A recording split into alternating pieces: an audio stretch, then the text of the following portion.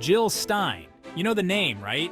Ran for president, Green Party, big on environmental stuff. Well, she's back in the news, folks. And this time, it's not about solar panels or composting. Stein's always been outspoken. That's kind of her brand. But recently, she took it to a whole new level. She got herself arrested. Yep, arrested. Why? Protesting. Not just any protest, though. This was a big one, about the Israeli-Palestinian conflict. Things got heated, arrests were made, and guess who was front and center? You got it, Jill Stein. So what exactly went down? Buckle up, folks. This is where it gets interesting. Let's talk about these protests for a second. They've been going on for a while, getting bigger and louder. People are angry, frustrated, they want change. On one side, you have folks saying enough is enough.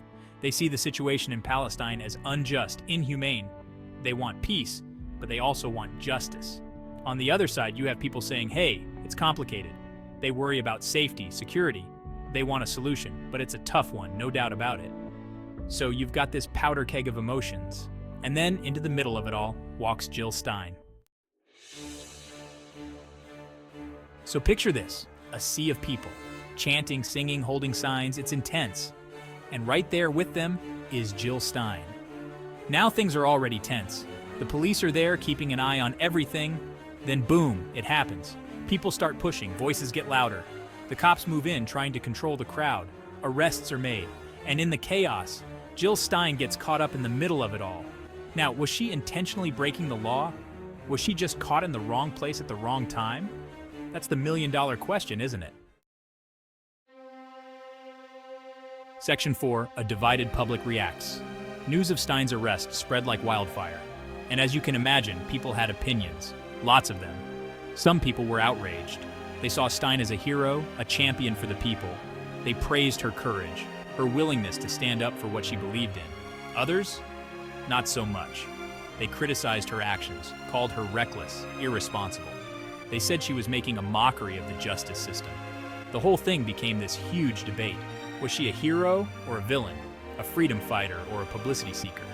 The answer, like most things in life, is probably somewhere in between.